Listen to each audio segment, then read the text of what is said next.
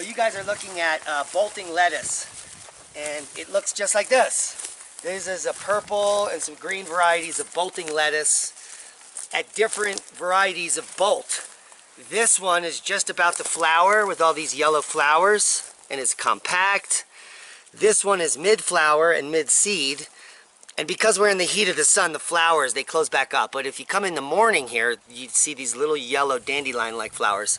This one here is almost done and almost ready to harvest. Now, here's an oak leaf lettuce that's in the middle. Now, lettuce, if you don't know, this is a genus and species is Lactuca for lettuce, is the genus, and the species of edible lettuce is sativa, just like cannabis. So Lactuca sativa is all edible lettuce, and it is very similar to wild lettuce, which I can show you right over here, because I did see a wild lettuce seed head here. So this is a type of wild lettuce. This is Lactuca cereola, which a lot of people call opium lettuce because of the lacticarium in the milk here that it produces. Do you see that, Alan? Yes, I do. So this is a wild lettuce and can be used for medicine. It can also be eaten, but it is the same genus, Lactuca. So let's let's talk about seed saving. Leah's got some clippers, so why don't you join us over here, and I'll grab this bag. Do you have a paper bag? It's on the ground over there to the left, right there. Let's come over to these burgundies.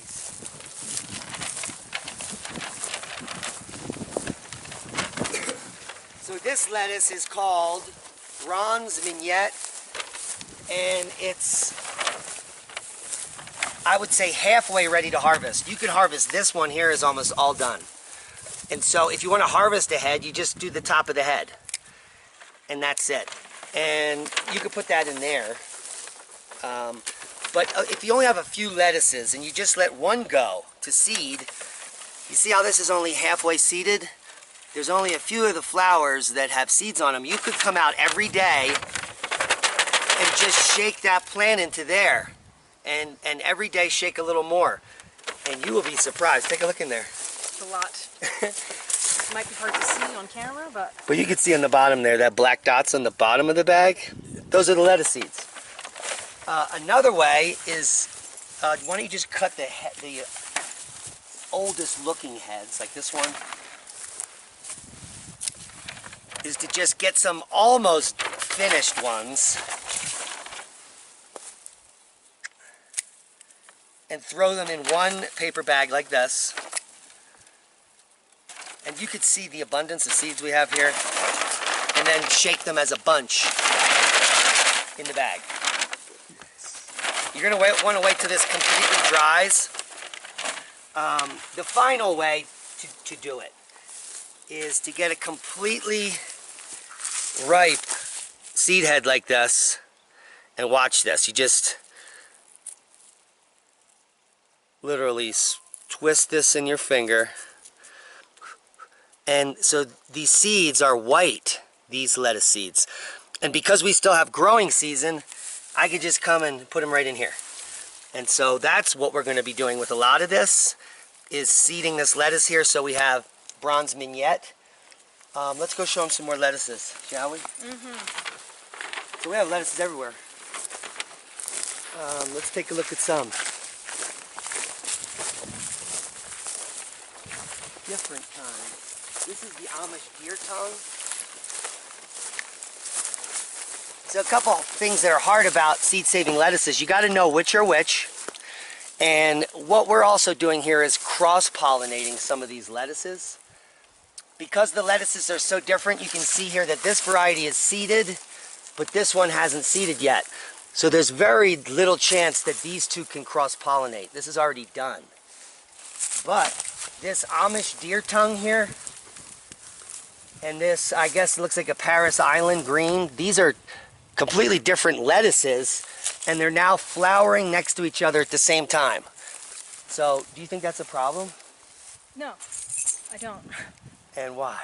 Because it's adaptation, because it's permaculture, because we'll see what works best. because Right. we'll make a new lettuce species. Yeah, we might get a curly version of Amish deer tongue right here next spring. And, Why not? Sounds good. and it might grow better. And we really don't care about separating the types. So when we collect these seed heads, like so this one is done, this Irish deer tongue, we could cut that off. We could cut this one off. And we're collecting these. This whole galvanized structure here is that Irish deer tongue, or Amish it's called. And let me just show you how many seeds come out of here. It's like a lettuce seed factory. That's 3 packs, 4 packs of seeds, $12. That's $15, Alan.